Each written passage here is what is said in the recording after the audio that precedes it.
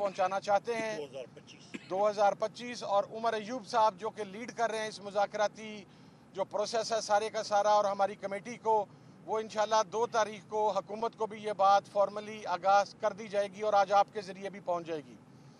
तीसरी चीज़ ये कि खान साहब ने ये कहा है कि पाकिस्तान के लिए, पाकिस्तान की बका के लिए मैं अपने पर होने वाले कातलाना हमले, मैं अपने साथ रवा रखे जाने वाले हर सलूक को माफ़ करने के लिए पाकिस्तान के लिए तैयार हूँ। और चौथी चीज़, खान साहब ने खैबर पख्तूनख्वा की हुकूमत, सीएम खैबर पख्तूनख्वा अली अमीन गंडापुर साहब पर अपने भरपूर एतमाद का इजहार किया है। और उसके बाद खान साहब ने पाकिस्तान तहरीक इंसाफ के तमाम कारकुनान, तमाम पार्लियामेंटेरियंस, वो कौमी असम्बली के हों, वो रिस्पेक्टिव सूबाई असम्बलीज़ के हों, उनको शानदार अल्फाज में उनके खड़े रहने पर, उनकी इस्तकामत पर, फस्तायत का सामना करने पर यह कहा है कि ये तमाम मेरा फ़ख्र हैं, तमाम पार्लियामेंटेरियन फ़ख्र हैं, तमाम कारकुनान फ़ख्र हैं, तमाम इत्तेहादी जमातें फ़ख्र हैं।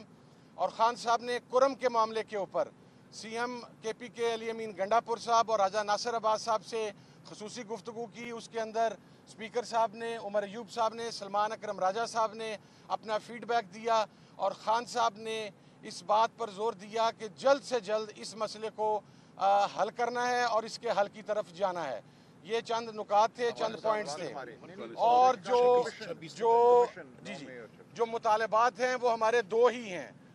वो जो पहले हमने कहा था कि 9 मई के ऊपर जो दूसरी साइड का मौक़िफ़ है वो हमें रिस्पॉन्सिबल करार देते हैं।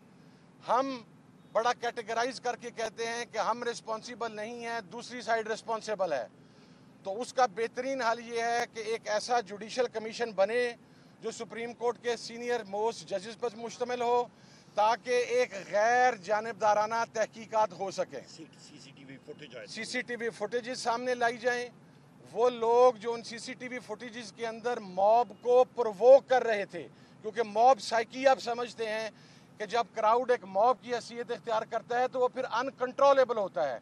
वो कौन से लोग थे जो उनको प्रोवोक करके मखसूस जगहों की तरफ ले जा रहे थे, इसका तयन CCTV फुटेज से ही हो सकता है और किसी तरीके से नहीं हो सकता।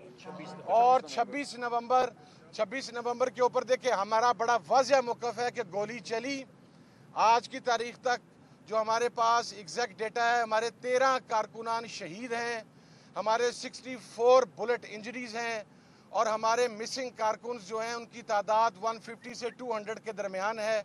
उसके ऊपर हमारा मौक़िफ़ बहुत क्लियर है कि ये पाकिस्तान की अवाम पर हमला था, पाकिस्तान की जमहूरियत पर हमला था और इस हमले के जो ज़िम्मेदारान हैं, जिन्होंने ये ऑर्डर दिया गोली चलाने का, वो इसके रिस्पॉन्सिबल हैं।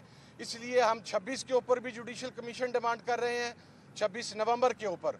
और उसके साथ साथ जो दूसरा मुतालबा था मेरा, वो तमाम जो सियासी असीरान हैं उनकी रिहाई का था, जो 9 मई से पहले, 9 मई के बाद, 26 नवंबर के केसेस में मुख्तलिफ जलसे जुलूसों के, मुख्तलिफ कॉर्नर मीटिंग्स में, निचले लेवल से लेके ऊपर वाले लेवल तक जो मुख्तलिफ जेलों में हैं, जिनका ट्रायल कंप्लीट नहीं हो रहा, जिसके अंदर प्रोसिक्यूशन की तरफ नहीं जा रही, उनके रास्ते में रोड़े अटकाए जा रहे हैं, उनकी रिहाई हमारे एजेंडे का हिस्सा है। और आखिरी बात, इमरान खान साहब की रिहाई किसी डील के ज़रिए नहीं होगी, कोई पेपर साइन करके नहीं होगा। जिस तरह कुछ लोग रात की तारीकी में पेपर साइन करके इस मुल्क से बाहर चले गए सज़ा याफ्ता होने के बावजूद, इमरान खान अपने तमाम मुकदमात का सामना अदालतों में करके, अदालतों के ज़रिए इमरान खान बाहर आएगा। वो कोई ऐसी बात पर यकीन नहीं रखता। और ये भी मैं आपको एक बात अर्ज़ कर दूँ, इमरान खान साहब वहाँ पर अभी भी फोकस थे कि आप सिर्फ असीरान, कारकुनान, इनकी रिहाई की बात करें, लेकिन कमेटी के तमाम मेंबरान का, तमाम इत्तेहादी जमातों का, पूरे पाकिस्तान की तहरीक इंसाफ की क़यादत का हमने खान साहब को पैगाम दिया कि आपकी रिहाई हमारे एजेंडे का हिस्सा है।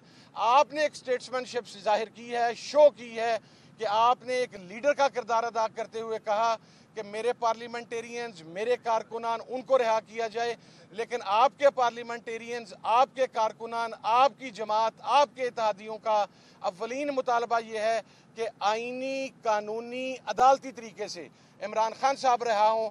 اور میں یہ بات کلیریفائی کر دوں، جس طرح گزشتہ منتھ عمران خان صاحب کی تمام کیسز میں ضمانت مکمل ہو گئی تھی، روبکار جاری ہونے والی تھی، لیکن پھر قالین کا ایک ٹکڑا اٹھایا گیا اور ایک ایف آئی آر نکال کے تو خان صاحب کو اس کے اندر ریمانڈ کر دیا گیا۔ یہ کلیئر انصاف کا قتل بھی تھا، یہ کلیئر پولیٹیکل وکٹمائزیشن بھی تھی۔ تو ہماری جو کمیٹی حکومت سے بات کرے گی وہ اس پولیٹیکل وکٹمائزیشن کو روکنے کے اوپر بات کرے گی۔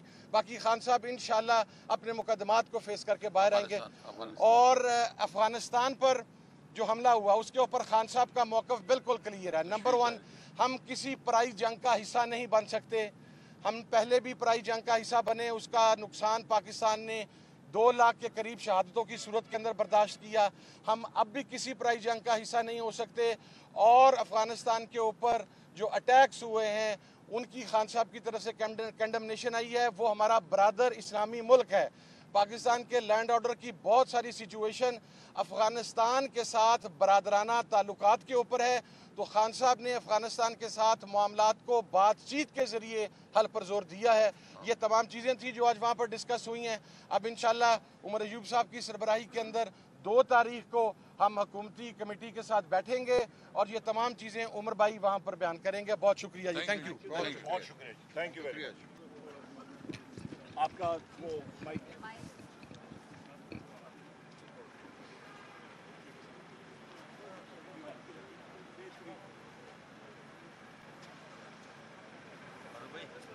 اور بھائی